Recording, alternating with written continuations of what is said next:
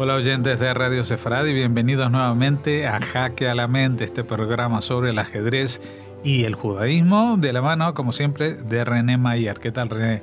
Bien, jaque a la mente y espero que el oyente no lo lamente. Muy bien, Jaque a la Mente con pareados incluidos. Vamos a hacer un programa de ajedrez y poesía dentro de poco. Y ripio. Bueno, pues hoy ya no vamos a hablar de Botvinnik como dedicamos los anteriores programas, pero sí de alguien que conoció y creo que jugó contra él, ¿no? David Bronstein. Sí, jugó contra Botvinnik, justamente fue el candidato que entonces tendremos que volver a hablar de Botvinnik, claro que siempre volvemos un poquito para atrás. Omnipresente en el ajedrez soviético de la posguerra. Bueno, Bronstein también era de la Unión Soviética. Bronstein sí, en aquella época él nació en Ucrania, era ucranio. Y después murió en Bielorrusia, o sea, ya después en el 2006. Nació en el 24 y murió en diciembre del 2006, a la edad de 82 años. Muy bien. Entonces, claro, Ucrania nació en la Unión Soviética, pero sí. en la parte de Ucrania. Y murió en la Unión Soviética desmembrada. Eso, en lo que quedaba. Bueno, en Bielorrusia. Entonces, bueno, tenemos aquí a David Yonovich Bronstein, que fue uno de los más fuertes jugadores, se puede decir, de mediados de la década de los 40 a mediados de los 70. Era parte de la élite soviética y mundial, obviamente. Fue un genio creativo sin par, una imaginación, una fantasía fuera de lo común. Y claro, su juego era principalmente táctico. Ya saben los oyentes la diferencia entre la táctica y la estrategia. La estrategia es a más largo plazo, sí, y a veces no se ve. Hay una definición muy ingeniosa que afirma que la táctica es saber lo que hay que hacer cuando hay que hacerlo. Es decir, se da un momento en que hay una combinación, un sacrificio, y solo en este momento se puede hacer, no valdría una jugada antes o una jugada después. Mientras que la estrategia es saber lo que hay que hacer cuando no hay nada que hacer. Es decir, muy buena la definición. Escoger un plan, digamos, un plan de juego, y no hay maniobras violentas ni sacrificios, son conceptos, planes a medio o largo plazo, y en eso consiste la estrategia. Por lo tanto, David Bronstein era, gracias a su potente capacidad imaginativa, era principalmente táctico. Le gustaba sembrar el follón en el tablero, como se dice. Bueno, de sus inicios se sabe que nació en Ucrania de una familia de judíos más bien humildes y aprendió a jugar a los 6 años de parte de su abuelo. Y ya enseguida se aficionó al juego y creció en Kiev, capital de Ucrania, y poco a poco, y fue alumno, claro, cuando progresaba ya fue alumno de un famoso maestro internacional llamado Alex Konstantinopolsky. Llega 1939, es decir, la Segunda Guerra Mundial empieza. Ya la Segunda Guerra Mundial, aunque se notó la Segunda Guerra Mundial sobre todo a partir del 40-41 en la Unión Soviética. Claro. Entonces todavía no afectaba tanto. Él en el 1939 ya es segundo en el campeonato de Kiev. Ucrania era un país ya, y sigue siéndolo, un país muy aventajado. Que en esa época tenía, ¿cuándo? 15 años. 15 años. 15 años justo, segundo en el campeonato de Kiev y consigue el título de maestro soviético en 1940, un año más tarde, a los 16. Porque quedó segundo detrás de Isaac Boleslavsky, que es un gran maestro de primera fila también. Se ve claro que es judío también por el nombre Isaac. Y en el campeonato de Ucrania de 1940, pues quedó segundo detrás de este. A modo de anécdota, se casaría él después con la hija de Boleslavsky, con Tatiana, pero muy tarde, en 1984, a los 60 años. Eso para, en vez de estar segundo, quedó 1,5. Sí, 1,5. Y bueno, ahora ya llega la guerra, la invasión nazi. La invasión ya nazi en la Unión Soviética, y él quiere estudiar matemáticas en la Universidad de Kiev, pero el conflicto se lo impide. Entonces es declarado no apto para el servicio militar. No sé exactamente por qué razón, pero bueno, evita ir a la guerra y él tiene varias ocupaciones. Se sabe que después de la guerra reconstruyó casas dañadas por el conflicto, trabajó de empleado en varias oficinas, mientras también jugaba al ajedrez, claro, pero no tenía una profesión tan profesional como su futuro contrincante Mikhail Botvinnik, que era todo un portento de ingeniero en matemática, eléctrico, ingeniero en informática, etc. No, Bronstein es una persona mucho más volátil, mucho más, una personalidad mucho más etérea, era de signo de aire, creo. Entonces es todo fantasía, imaginación, y yo diría que tenía un carácter diametralmente opuesto al de Botvinnik, que era puro raciocinio aplicado científicamente a la vida y al ajedrez.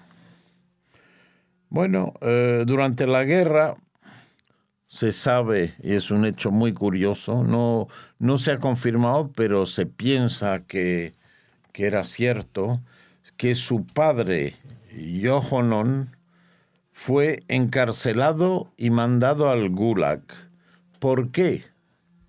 Pues los oyentes que tienen algunos conocimientos de historia recordarán que un personaje muy famoso llevaba el mismo apellido, Bronstein. No era sino León Trotsky. Que Trotsky era un apodo, ¿no? Sí, era otro nombre. León Bronstein, no sé exactamente cómo se llamaba, sí. Bronstein, pues era el apellido de Trotsky. Entonces dicen que fue encarcelado porque tenía relaciones con Trotsky, que claro, en aquella época se pensaban que eran parientes y sí, por si acaso. Bueno, y al Gulag, que es la solución más sana, entre comillas. Y claro, el de David Bronstein después lo desmintió en un libro que publicó, se llamaba Aprendiz de Brujo, en 1995, dijo que estos eran rumores, pero que no se podía probar. ¿Qué es lo que eran rumores? ¿Que eran parientes? Que sí, que eran parientes. Una realidad fue que lo enviaron al Gulag, pero las razones no son claras. Bueno, entonces, tras la Guerra Mundial, David Bronstein vuelve a competir y ya logra incluso ganar a Botvinnik en el campeonato de Rusia de la URSS de 1944. A los 20 años consigue, y no era fácil ganar a Botvinnik en aquella época, Se muda a Moscú a raíz de esto, deja Ucrania, se muda a Moscú y mejora sensiblemente su nivel de jugador, lo cual era difícil en el ambiente moscovita, donde había jugadores muy fuertes, los mejores del mundo. Terminó, con todo, tercero en el campeonato de la URSS de 1945, a los 21 años. Tras este éxito, porque es que quedar tercero en el campeonato de la URSS no le está dado a cualquiera, pues ganó el derecho a formar parte de la élite soviética y representó a la URSS en un match muy famoso por radio entre Estados Unidos y la URSS en 1945. Jugaban por radio, por radio, sí. Por radio, y ya se ve que el ajedrez puede ser un buen puente para la paz. Ahí no hay ahí fronteras ni barreras ideológicas. La URSS y Estados Unidos jugaron este match y Bronstein ganó sus 2 partidas en el tablero número 10.